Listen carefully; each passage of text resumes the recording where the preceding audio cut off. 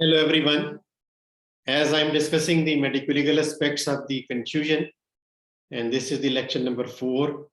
And in this lecture, we will be heading further in the medical legal aspects. And in this lecture, I will be discussing the antemortem and postmortem nature of the contusion and differential diagnosis, that is the conditions which are simulating the contusion, and we have to differentiate those conditions from contusion or the bruises. Then the manner of infliction. Manner of infliction, that means self-inflicted, or it is accidental, or it is homicidal. So the manner of infliction I will be discussing. So heading towards the lecture, take care. I am Dr. Javed Iqbal Khokar, Professor of Forensic Medicine and Toxicology. As we are discussing the mechanical injuries, and this is the lecture number 10 on mechanical injuries. And we have started discussion on the contusion. On contusion, this is the 4th lecture. And from the previous lecture, we have started discussion on the medical legal aspects of the contusion. And in the previous lecture, we discussed the timing or the age of the bruise. And from now onwards, we will be discussing the other aspects, like the antemortem and postmortem nature. Antemortem means before death, or the postmortem, that is after death. So we will have to differentiate between sometimes these injuries. The antemortem bruise will be showing as the margin will be blurred due to vasoconstriction and due to other changes, swelling, inflammation, and mixing with the vital tissues.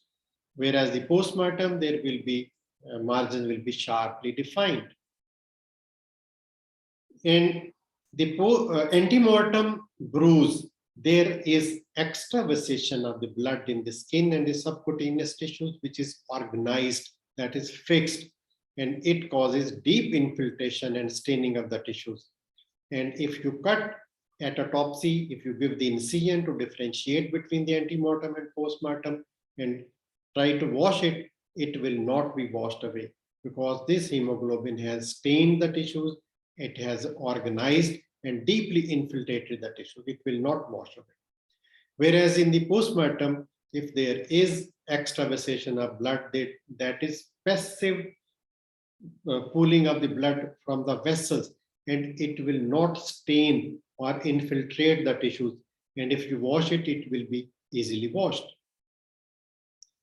Then the antemortem bruise will be showing color changes because of the disintegration of the hemoglobin by the histiocytes, the conversion of the hemoglobin into hematidine, hemosiderin, and bilirubin, it will be showing color changes. And if you press the margins will not be bleached, that it will not be bleached, it will not be pressed away.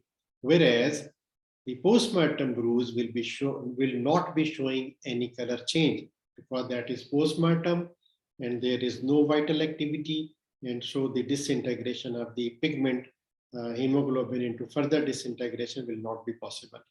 Similarly, the blanching will not be present. It will not be pressed. The margin will not be pressed by the pressure. And if you, this is a picture of the cut section, when you suspect and give the incision, you see that there is no staining and it can easily be washed. Whereas the bruise, it can be on any surface, deeply infiltrated, and you can see in the picture, it is showing the color changes. And the postmortem lividity, if you have to differentiate, postmortem lividity is the mechanical phenomena because of the pooling of blood in the dependent region, so it will be present on the back, whereas the bruise can be anywhere. So now coming towards the differential diagnosis, there are the conditions which are simulating. The first is the contusion and the postmortem staining, lividity and the bruise. The first trait is that situation. The postmortem lividity, as it is a mechanical factor, and due to engorgement of the vessels, they are showing a postmortem phenomena, whereas the bruise is subepidermal due to rupture of the blood vessels and it has stained the tissues. Postmortem lividity is the mechanical factor which is the pooling of the blood on the dependent region, where the bruise can be anywhere because of the rupture of the blood vessels which stain the tissues because of trauma. And the postmortem lividity, the cuticle is uninjured, whereas in the bruise, the cuticle is usually injured. Then the site, the postmortem lividity is on the dependent region because it's a mechanical factor, mechanical process because of the gravitational effect. So the blood will pool down towards the dependent region, whereas the bruise will be at the site of the injury, and the site of injury may be on anywhere, on the front, on the side, on any region. Then the appearance, the postmortem lividity is not raised above the level of the skin, because the raising above the level of skin, that means the inflammatory response, inflammation, swelling, accumulation of the blood and edema fluid. So the lividity will not be raised, whereas the bruise will be raised above the surface. The edges in postmortem lividity are clearly defined, whereas in the bruise, the margins merge with the surrounding areas. The color is uniform in postmortem lividity, whereas in the bruise it is variegated because of the disintegration of the hemoglobin and conversion of hemoglobin into various pigments. It is variegated in appearance. On cut section, when you cut the postmortem lividity, the blood is seen flowing out of the vessels and it can easily be washed. Whereas the bruise, if you give the incision, as the blood has extravasated from the blood and it has stained the tissue, it will not be washed away.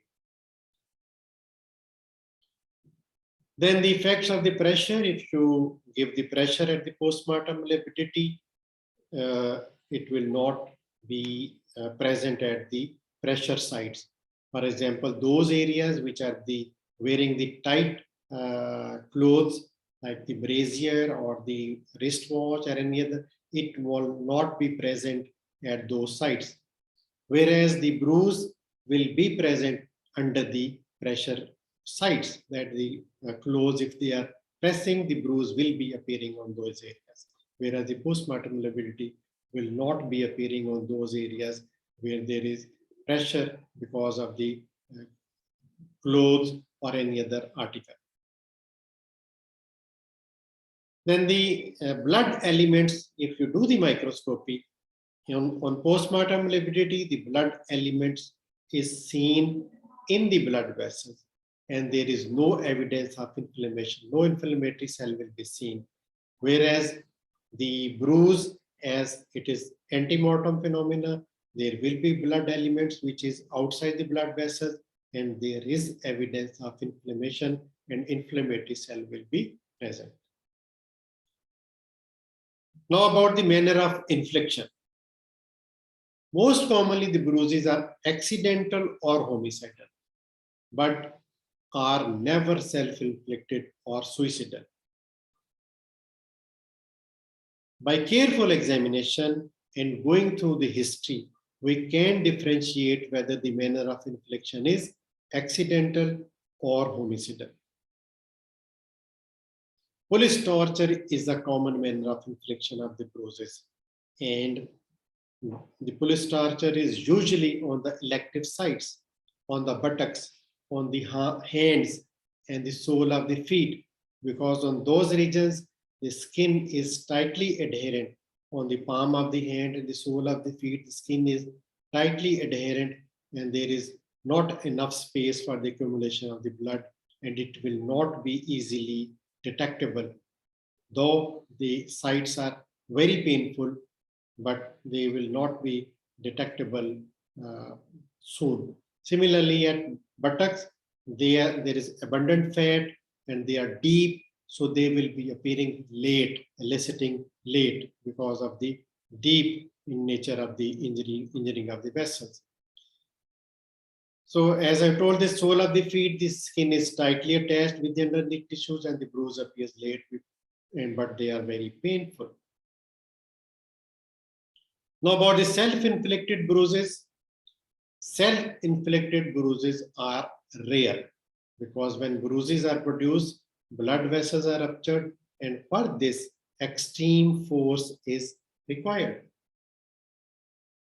So the summary of this lecture is that we have started discussion on the medical legal aspects of the contusion. In this lecture, we have discussed the antemortem and postmortem nature of the bruise and differential diagnosis, that the conditions which are simulating the contusion, we have to try to differentiate them. Then we have learned about the manner of infliction. So that's all about the lecture of today. Thank you very much. Take care. Allah Hafiz. If you like my videos, please subscribe to my channel. And my channel name is Dr. Javed.